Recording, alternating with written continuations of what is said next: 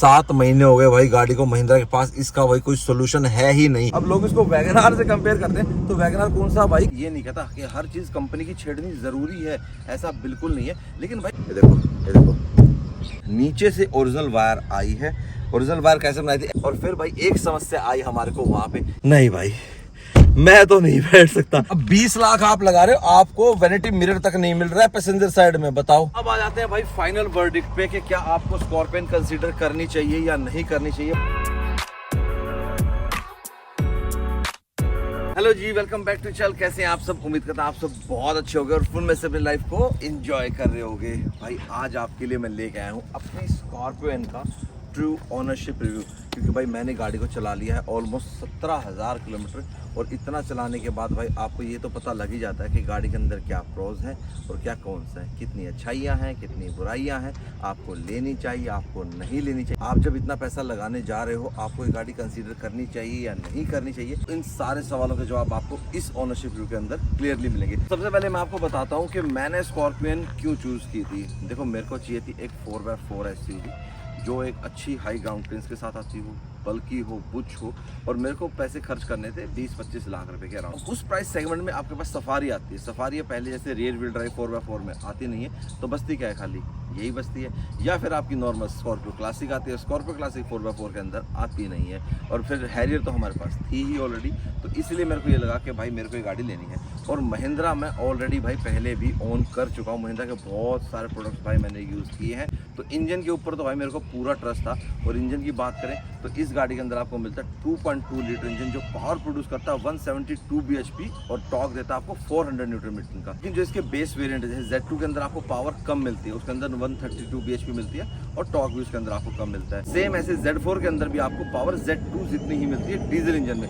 Petrol में तो सारी पावर सेम है इसकी। पेट्रोल में तो आपको 200+ bhp देती है। बड़ी SUV को चलाने का मजा भाई डीजल इंजन में जाता है। तो एक तो यही बात होगी कि भाई मेरे को डीजल इंजन चाहिए था बड़ी SUV में, मेरे को 4x4 भी चाहिए था, तो उस सारे प्राइस ब्रैकेट में भाई मेरे को ये फिट बैठती थी। फिर बात आती है वेरिएंट कौन सा लेना था, और जैसा मेरे को ऑलरेडी पहले ही पता था कि महिंद्रा इसका पहले Z8L सेल करेगी एंड देन फिर Z4 करेगी, फिर उसके बाद आपके Z6, Z8 और Z2 आएंगे। अगर इसका पहले वेरिएंट Z8 मिलता तो मैं Z8 कंसीडर करता, लेकिन Z8 नहीं मिल रहा था, तो मैं यार चलो कोई बात नहीं, हम Z4 ले लेते हैं। उस टाइम मुझे एक चीज़ के बारे में नहीं पता था, वो जब हम इसके बैड में जाएंगे तब मैं आपको बताऊंगा। देखो, गाड़ी के अंदर गुड और बैड दोनों ही होते हैं, कोई भी गाड़ी भाई 100 के 100 नहीं होती। और अगर हम ये सोचें कि हमारे को एक ही गाड़ी के अंदर सब कुछ मिल जाएगा, तो ये तो भाई बिल्कुल पॉसिबल नहीं है। हमारी पाँचों उंगली एक जैसी नहीं है ना, तो सेम ऐसे ही एक गाड़ी के अंदर आपको सब कुछ नहीं मिल सकता। तो गाड़ी मेरे को लेनी थी भाई अपने बर्थडे पे 17 दिसंबर, तो भाई मेरे को ये था कि Z8L के बाद Z4 मिलेगा, और Z4 के अंदर क्या क्या चीज़ें आएंगी वो मेरे को पहले पता लग गई थी, तो मैंने भाई फिर Z4 ही फाइनल कर दिया, क्योंकि बाकी जो चीज़ें मेरे को चेंज करनी थी तो मैं अपनी गाड़ी लेने के बाद मॉडिफिकेशन तो उसमें करता ही हूँ। देखो, मैं आपको राय देता हूँ, मैं ये नहीं कहता कि हर चीज़ कंपनी की छेड़नी ज़रूरी है, ऐसा बिल्कुल नहीं है। लेकिन भाई एक अपना पर्सनल टेस्ट भी होता है, अपनी एक पर्सनल चॉइस भी होती है, वो भी तो कहीं ना कहीं होती है ना भाई। तो उसी कारण भाई मैं अपनी गाड़ी में छोटे मोटे मॉडिफिकेशंस करता हूँ, या बड़े मॉडिफिकेशन आप बोल सकते हो, लेकिन मैं उससे गाड़ी की वारंटी को वॉइड नहीं होने देता। मैं कोई तार नहीं काटता, मैं कोई तार छीलता नहीं हूँ, कोई पील नहीं करता, स्कॉच लॉक मतलब ये चीज़ें मैं यूज़ नहीं करवाता अपनी गाड़ी के अंदर। लेकिन स्कॉच लॉक तो भाई कंपनी भी अब कहने लगी है कि हाँ आप स्कॉच लॉक से लगवा सकते हो, कोई भी एक्सेसरी ऐसी लगवानी है। कुछ कंपनीज कहती है कि हाँ अवॉइड नहीं होती, कुछ आज भी कह देती है। जिनकी एक्सेसरी स्कॉच लॉक से नहीं लगती वो मना करते हैं, जिनकी लग जाती है वो कह देते हैं। गाड़ी फाइनल होगी कौन सी लेनी है, वेरिएंट फाइनल होगा कौन सी लेनी है। अभी वेरिएंट अपने को पड़ा कितने का, गाड़ी भाई मेरे को इंट्रोडक्टरी प्राइस में मिली थी, क्योंकि गाड़ी मैंने 30 जुलाई को बुक कर दी थी। पहले एक बार शो नहीं करा था, लेकिन बाद में मेरे को मेल आ गई थी कि you are in the introductory price. 17 दिसंबर 2022 में भाई हमने ये गाड़ी परचेज की थी, और ये गाड़ी हमारे को ऑन रोड 19 लाख के अराउंड ही पड़ी थी। उसके बाद हमने इसमें क्या क्या चेंजेस कराए वो मैं अब गाड़ी के साथ साथ आपको बताता रहूँगा। तो शुरुआत करते हैं गाड़ी के फ्रंट से। तो भाई फ्रंट से अगर आप देखोगे ना, तो जैसी ये आई थी भाई ये ऐसी नहीं थी, इसके अंदर काफ़ी चेंजेस किए भाई मैंने। सबसे पहला चेंजेस मैंने गाड़ी के अंदर क्या किया था, मैंने गाड़ी की हेडलाइट्स, बहुतों ने कहा कि विक्रम भाई आप Z8L की लाइट्स इसमें लगवा लो। अभी भी मुझे कमेंट आते हैं कि विक्रम भाई गाड़ी के अंदर कहीं ना कहीं एक कमी लग रही है कि आप इसके अंदर टॉप एंड मॉडल की लाइट्स नहीं लगवाते।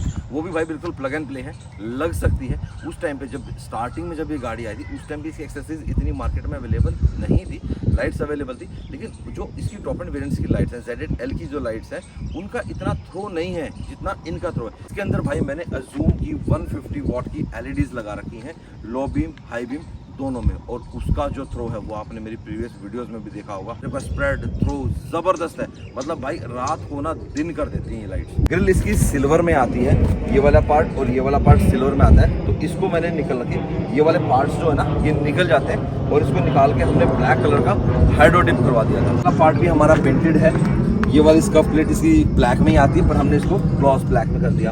फिर यहाँ पे जो है, यहाँ पे आपको फॉग लैंप्स नहीं मिलते हैं, तो मैंने इसके अंदर भाई फॉग लैंप्स ऐड कर दिए, कंपनी के ओरिजिनल फॉग लैंप्स है। यहाँ पे DRL है और ये इसका फॉग लैंप प्रोजेक्टर वाला है। फॉग लैंप का जो कनेक्शन है भाई वो मैंने गाड़ी के अंदर वायर लेके ही नहीं गया हूँ। जैसा मैंने आपको बताया कि मैं कोई भी तार काटता नहीं, छीलता नहीं, पील नहीं करवाता, तो मैंने डायरेक्ट इसका फ्यूज बॉक्स से कनेक्शन कर रखा है। तो मैं आपको दिखा देता हूँ, नीचे से ओरिजिनल वायर आई है।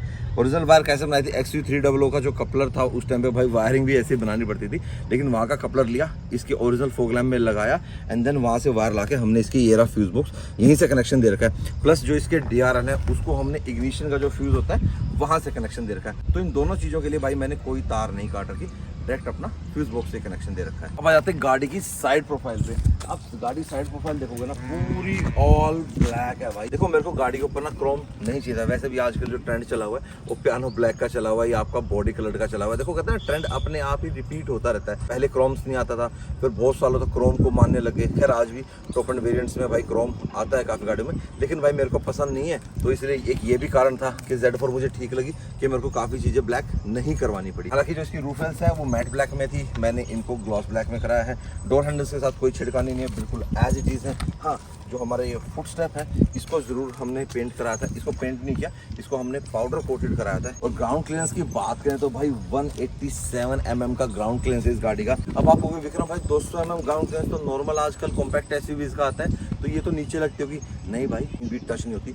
आपने देखा होगा मेरे प्रीवियस वीडियो में, मैंने इससे ऑफ रोडिंग भी कर ली, मैं इसको लेह लद्दाख भी लेके गया हूँ, कहीं पे भी लेके गया हूँ, ये गाड़ी नीचे से टच नहीं हुई है। हाँ, एक दो जगह इसका जो इंजन कवर वाला पार्ट है देखो वो तो थोड़ा सा नीचे होता है ना बीच में से, तो वो हल्का सा एक दो जगह, क्योंकि वहाँ तो पत्थर बहुत बड़ा होता है ना बीच में से, तो वहाँ एक दो बार जरूर टच हुई।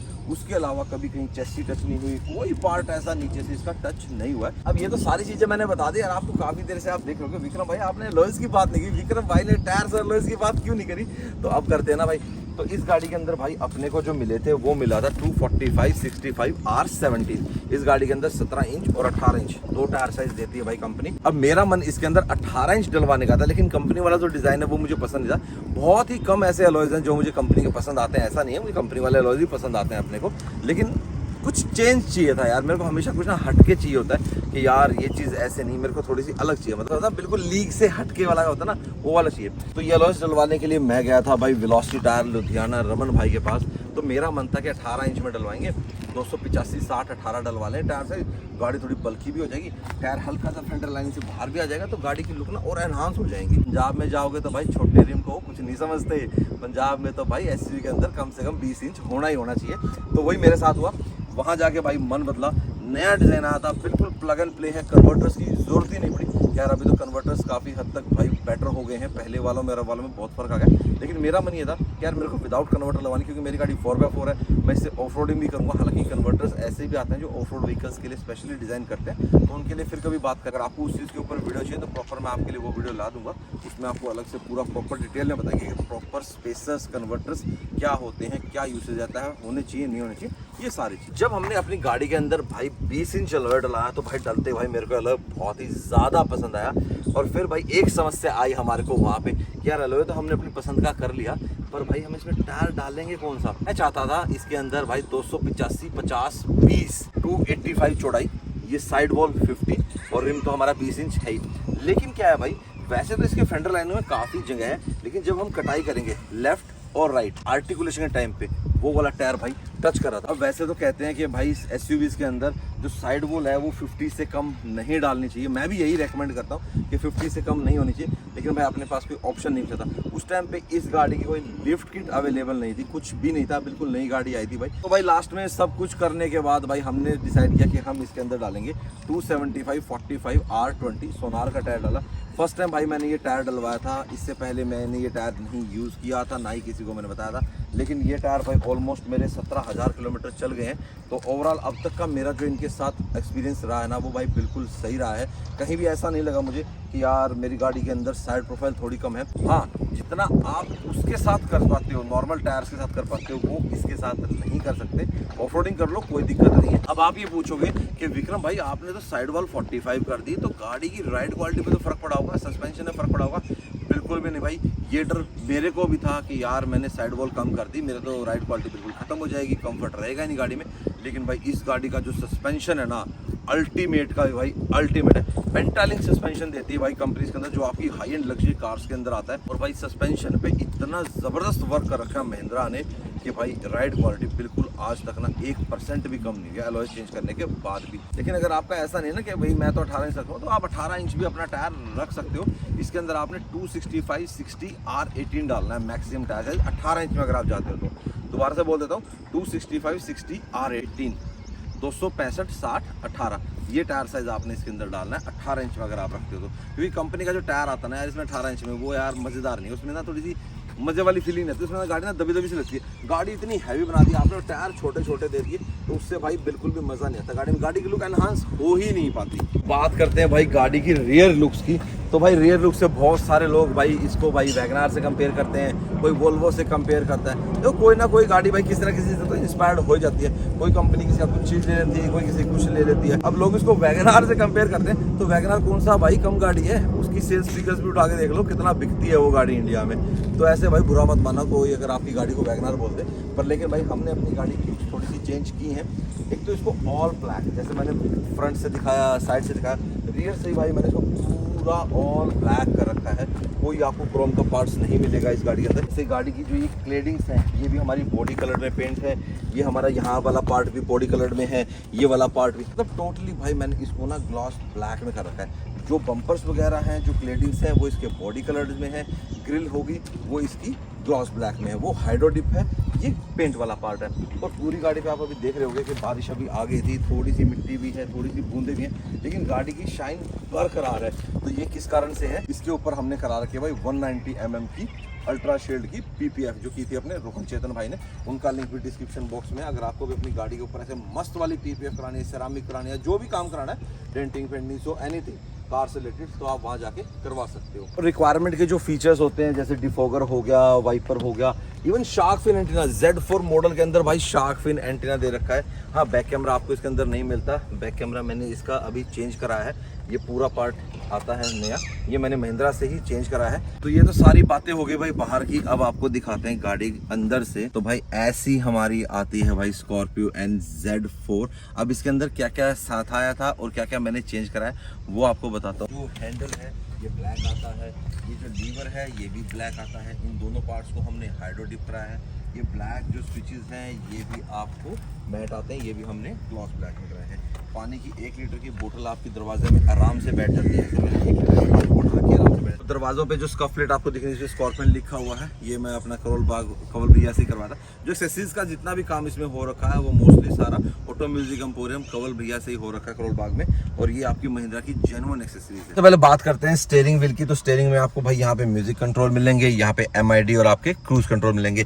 लेदर रैप स्टीयरिंग व्हील नहीं आता है गाड़ी के अंदर, ये आपको करवाना पड़ता है। अब बात करते हैं गाड़ी के इंस्ट्रूमेंट क्लस्टर की। तो ये आपको भाई मैनुअल और छोटी सी बीच में MID मिलेगी। तो MID को आप ऐसे कंट्रोल कर सकते हो, distance to empty, DF level, फिर आप इसको टैप कीजिए, या अपना चेंज होती रहेंगी सारी सेटिंग्स। कोई वार्निंग अभी अवेलेबल नहीं है। गाड़ी हमारी अभी चल चुकी है 16,822 किलोमीटर। अब बात करते हैं सेंटर कंसोल की। तो पूरा वाटरफॉल डिजाइन है, और ये डिजाइन ना मुझे कहीं ना जो लैंड क्रूजर की प्राडो आती है ना भाई, उस जैसा लगता है। क्या आप बताना आपको कैसा लगता है। म्यूजिक सिस्टम इसका कंपनी फिटेड है। इसके अंदर आपको एंड्रॉइड ऑटो, एप्पल कारप्ले मिलता है, स्टार्टिंग से मिलता है। एडिनॉक्स नहीं आता भाई इसके अंदर। और जो एप्पल कारप्ले और एंड्रॉइड ऑटो वो इसमें वायर्ड है।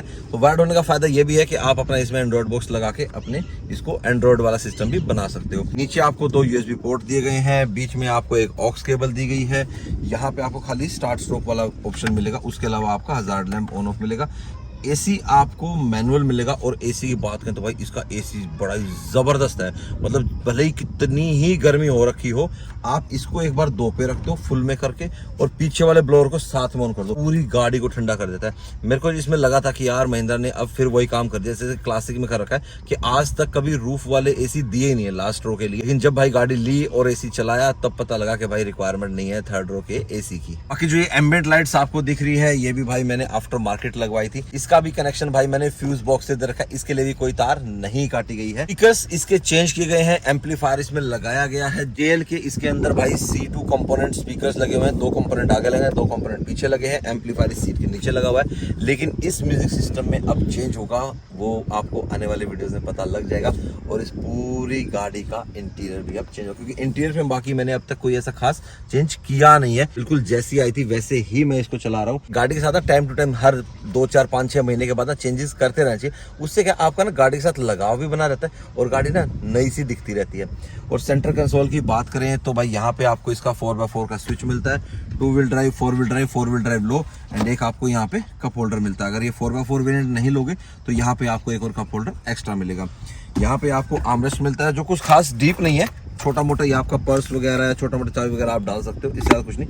ये सॉफ्ट कुशनिंग वाला मैंने करवा रखा है, ये पहले आता नहीं है, ये बिल्कुल हार्ड प्लास्टिक ही आता है। ड्राइवर साइड की जो सीट है वो आपकी मैनुअली हाइट एडजस्टेबल, आप ऊपर नीचे कर सकते हो। खैर मेरी रिक्वायरमेंट इतनी है नहीं, मैं तो अपना। और हाँ, ड्राइवर सीट आपको लंबार सपोर्ट के साथ मिलती है। और सेफ्टी की बात करें तो इस वेरिएंट के अंदर भाई आपको 2 एयरबैग्स मिलते हैं, लेकिन अक्टूबर 2023 के बाद ये मैंडेटरी हो जाएगा कि जितनी भी बड़ी एसयूवीज है, 6 सीटर प्लस एसयूवीज है, उनके अंदर आपको भाई 6 एयरबैग बेस वेरिएंट से देने ही देने पड़ेंगे। तो जब तक कंपनीज पैसा बचा रही है बचा लें भाई, अक्टूबर के बाद तो लगाना ही पड़ेगा। इसके अलावा ABS, EBD है, हिल होल्ड कंट्रोल गाड़ी में नहीं है, वो इसका जो ई वेरिएंट आता है इसके अंदर Z4E, उसमें आपको एक्स्ट्रा मिलेगा। खैर अपने को उसकी रिक्वायरमेंट नहीं है। और गियर बॉक्स मैनुअल क्यों लिया, क्योंकि इसका भाई गियर बॉक्स है बहुत ही ज्यादा स्मूथ है, क्लच इसकी बिल्कुल लाइट है। सिटी में आपको हाईवे में कहीं भी आप चला लो, चाहे इसको आप 1000 किलोमीटर लगातार चलाओ, आप गाड़ी में थकोगे नहीं। सीट्स इसकी बहुत ही ज्यादा कंफर्टेबल है, इवन जो इनकी XUV700 आती है ना उससे ज्यादा कंफर्टेबल सीट्स है इस गाड़ी की। अब आ जाते हैं भाई गाड़ी की सेकंड रो में। देखो मेरी हाइट तो 6 फीट है, मुझे बैठने में कोई दिक्कत नहीं हुई,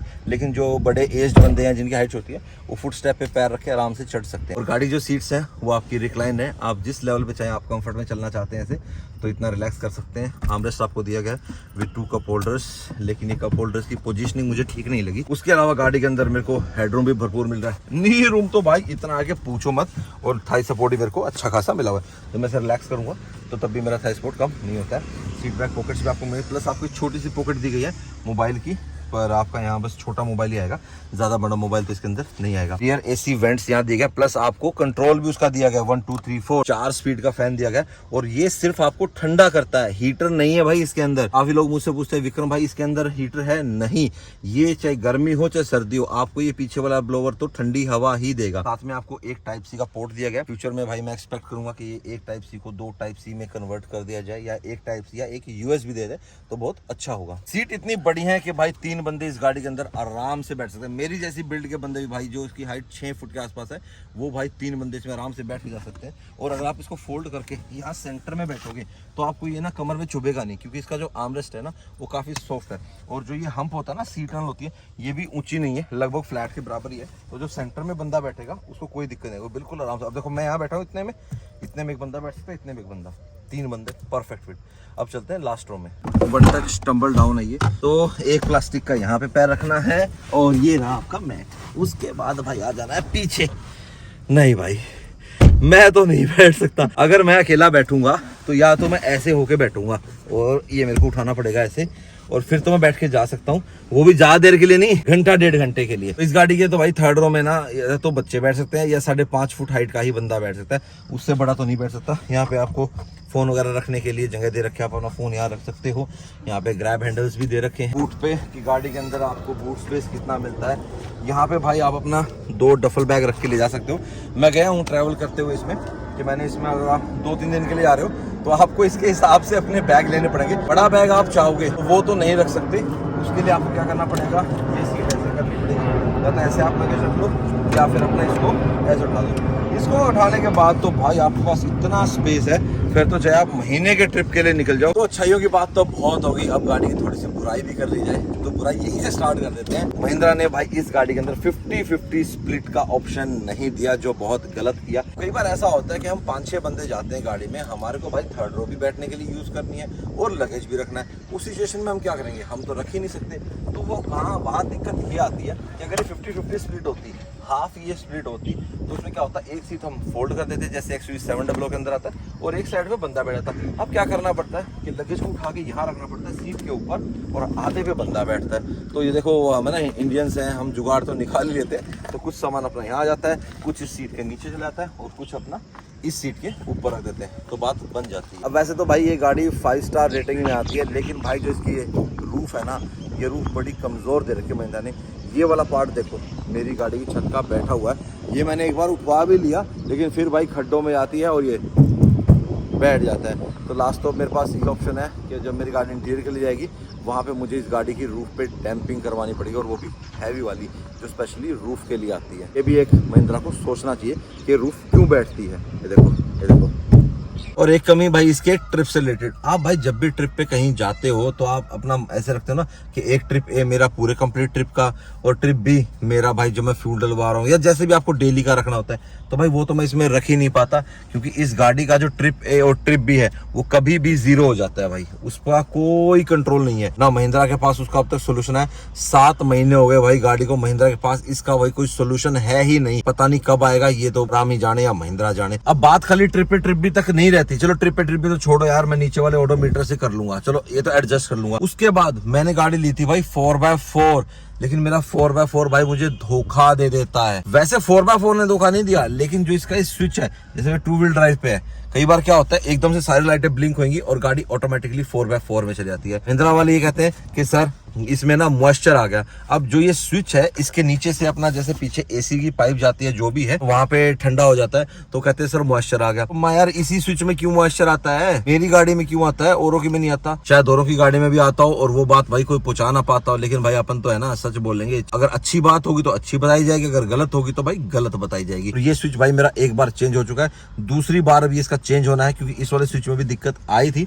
ये वाला पार्ट ऑर्डर कर रखा है महिंद्रा में मैंने, अब पता करते हैं, हफ्ता हो चुका है कि ये पार्ट अब अपना कब तक आएगा। तो ये वाला पार्ट हम दोबारा से चेंज करेंगे, और मैं अब ये चाहूंगा कि अब तीसरी पार्ट ये पार्ट चेंज नहीं होना चाहिए। अगर तीसरी पार्ट ये पार्ट चेंज हुआ ना, फिर तो महिंद्रा के R&D में बहुत ही बड़ा खोट है। अगला पॉइंट भी भाई 4x4 से रिलेटेड है। अब महिंद्रा ने इसके अंदर 4x4 तो दे दिया, 4x4 लो दे दिया। अरे लो किस काम का, जब वो लो में काम करता ही नहीं है ना। इसके अंदर आपने डिफरेंशियल लॉक दिया, अरे लो के साथ कम से कम डिफरेंशियल लॉक तो दे देते, वो भी नहीं दिया भाई महिंद्रा ने। वो खाली आपको Z8 और Z8L के अंदर दिया। और अगर आपने नहीं देना था तो Z4 वालों के साथ लिख देते ना नीचे line terms and condition apply में कि हम इसके अंदर डिफरेंशियल लॉक नहीं लेंगे, तो 4x4 वाला बंदा इसको कंसिडर नहीं करता। हालांकि इसका 4x4 हाई बहुत बढ़िया, बहुत अच्छे से परफॉर्म करता है, लो की जरूरत नहीं पड़ती। लेकिन फिर भी भाई लो तो चाहिए ना, क्रॉलिंग वगैरह कहीं करनी है, आराम से कहीं चढ़ना होता है, तो लो तो चाहिए।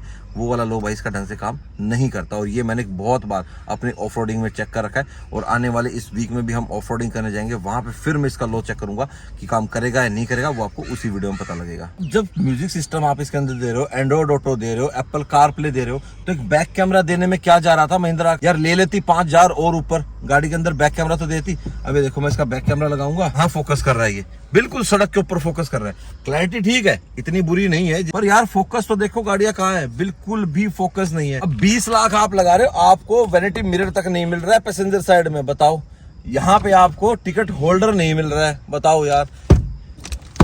यहाँ पे आपने ग्लास होल्डर दे दिया, बहुत अच्छी बात है, लेकिन ये जो 2 स्विच है इनके अंदर लाइट ही दे देते, ये अच्छे लगते, या कोई ऑप्शन दे देते। ये लाइट यहाँ दे रखी है, अच्छी बात है, लाइट और दी। यहाँ 2 लाइट और देते, छोटी एम्बिएंट लाइट टाइप देते, जैसे आपकी 700 के अंदर आती है, तो कितना अच्छा लगता है। पर वेरिएंट्स में तो खैर ये वाला कंसोल चेंज हो जाता है, उसमें ये नहीं आता, क्योंकि उसमें सनरूफ आती है ना Z6 के अंदर, तो यहाँ सनरूफ का स्विच आता है, तो वो लाइट अलग सिस्टम हो जाता है, फिर वहाँ ये वाली लाइट नहीं आती। तो यार ये चीजें करनी चाहिए थी महिंद्रा। स्टीयरिंग खाली टिल्ट दे रखा है यार, टिल्ट टेलीस्कोपिक देते थे तो क्या हो जाता। इस सेगमेंट का कस्टमर भाई ये सारी फीचर्स मांगता है। ग्लव बॉक्स देखो आप गाड़ी का कितना छोटा है, इससे बड़ा ग्लव बॉक्स तो हमारी हुंडई की एक्स्टर का है।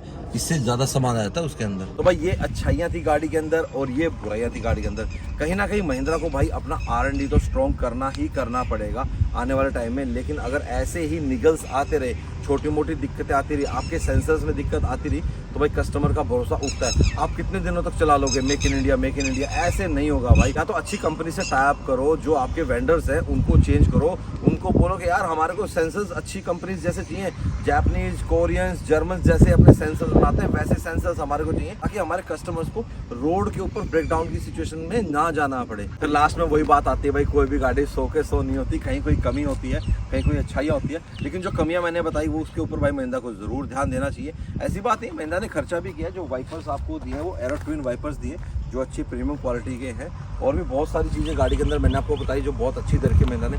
और इसका इंजन, जिसके कारण मैंने इस गाड़ी को लिया था, और इसके 4x4 हाई में बहुत अच्छा काम करता है। मैं लेह लद्दाख गया, वहाँ पे भाई गाड़ी ने कहीं भी 1% भी स्ट्रगल नहीं किया। बार जब मैं लास्ट टू लास्ट ट्रिप में गया था, शिंकुला वाले पे जब हम चढ़ रहे थे, वहाँ सेकंड से थर्ड में टाइम लगा था। वहाँ ज़रूर एक बार मेरे को इसके ऊपर OBD स्कैनर लगाना पड़ा था। अदरवाइज इस लद्दाख ट्रिप पे तो भाई चाहे आप खारदुंगला लगा लो, चाहे चांगला पास लगा लो, पेंगोंग कहीं मर्जी लगा लो, और भाई जो रास्ता था ना पेंगोंग रास्ता, वो बिल्कुल पत्थर थे मोटे।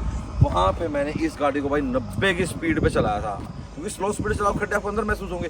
और सस्पेंशन के मामले में तो भाई मैं सच बताऊं, ये गाड़ी 60-70 लाख की गाड़ी को भी कम्पीट करती है। और बात करें बॉडी रोल की, देखो SUVs के अंदर बॉडी रोल तो होता है। जितने भी लेडरॉन फ्रेम SUVs होती हैं भाई, सबके अंदर थोड़ा मोटा तो देखो बॉडी रोल होता है, लेकिन फिर भी भाई अपनी गाड़ी के अंदर बॉडी रोल कम है। शायद एक तो मैंने जो टायर प्रोफाइल है वो थोड़ा सा कम कर रखा है, उससे ही फर्क है। टायर्स चौड़े कर रखे, उससे ग्रिप अच्छी हो रखी है। और प्लस भाई इसके टायर्स चौड़े होने से इसके स्टीयरिंग पे अब तक कोई फर्क नहीं पड़ा है। बिल्कुल स्टीयरिंग एज इट इज ही है, मतलब जितना सॉफ्ट पहले था उतना ही सॉफ्ट आ जाए। लेकिन फर्क पड़ जाता है काफ़ी गाड़ियों में कि जब आप टायर चेंज करते हो स्टीयरिंग पे, तो वो फर्क बिल्कुल भी नहीं है। अब आ जाते हैं भाई फाइनल वर्डिक्ट पे कि क्या आपको स्कॉर्पियन कंसीडर करनी चाहिए या नहीं करनी चाहिए। भाई मैं तो कहूँगा बिल्कुल करनी चाहिए, क्योंकि इस प्राइस बजट में भाई कोई और गाड़ी है ही नहीं जो आपको इतने सारे फीचर्स दे। इतनी बड़ी भाई SUV का स्टांस, और D सेगमेंट की SUV मिल रही है भाई, और पैसे आप कितने दे रहे हो? ऑलमोस्ट उन गाड़ियों से हाफ दे रहे हो। ने भाई इसको नाम दिया है बिग डैडी, और कहाँ तक ये बिग डैडी अब तक प्रूव हुआ था भाई मेरी नज़र में, तो इसने भाई जैसा महिंद्रा ने इसको नाम दे रखा है, इसने भाई अपना काम उतना किया है। अगर आप इसको कहेंगे कि विक्रम भाई आप इसको 10 में से कितने नंबर देंगे बिग डैडी में, तो मैं 10 में से इसको 8.5-9 तो दूंगा, क्योंकि भाई इतना तो इस गाड़ी ने भाई बिल्कुल किया है। कहीं पे इस गाड़ी ने कोई धोखा नहीं दिया। स्टांस देखो यार, आपको इतने पैसे में इतनी बड़ी SUV कौन देता है? अपना भाई टाटा महिंद्रा दे सकते हैं। और इतने प्राइस में भाई आपको और कोई 4x4 का ऑप्शन नहीं मिलता इस सेगमेंट में। आपको जीप कंपस मिलती है, वो महंगी है, वो 5 सीटर में। मेरिडियन है, वो भी 40 लाख क्रॉस कर जाती है। उसके अलावा आपको ऑल व्हील ड्राइव मिलता है गाड़ियों के अंदर, जो 4x4 नहीं होता। खैर उसके ऊपर मैंने अलग से वीडियो बना रखा है, all wheel drive, front wheel drive, rear wheel drive, तो वो आप वीडियो अलग से जाके देख सकते हो, नहीं तो इस वीडियो के डिस्क्रिप्शन में मैं उसका लिंक डाल दूंगा। तो वही बात है भाई, आपको अगर प्रॉपर SUV वाली फील चाहिए, ज़्यादा पैसे खर्च नहीं करने, और 4x4 भी चाहिए, तो ये गाड़ी आपके लिए। अगर आपको 4x4 नहीं चाहिए, फिर आप इसकी XUV700 भी देख सकते हो, फिर आप टाटा सफारी भी देख सकते हो, फिर आप टाटा हैरियर भी देख सकते हो। 4x4 के लिए स्कॉर्पियन। तो जी ये था हमारा आज का वीडियो, स्कॉर्पियन का ट्रू ऑनरशिप एक्सपीरियंस। जैसी गाड़ी मेरे साथ रही है, जैसा गाड़ी ने मेरे साथ बर्ताव किया, मैंने उसके साथ बर्ताव किया, बिल्कुल सेम वही सारी चीज़ मैंने आपके साथ शेयर किया। उम्मीद करता हूँ आपके बहुत सारे डाउट्स क्लियर हो गए होंगे इस ऑनरशिप रिव्यू के बाद। मिलेंगे आपसे नेक्स्ट वीडियो में। Till then bye bye, take care and live the life to fullest. Bye bye.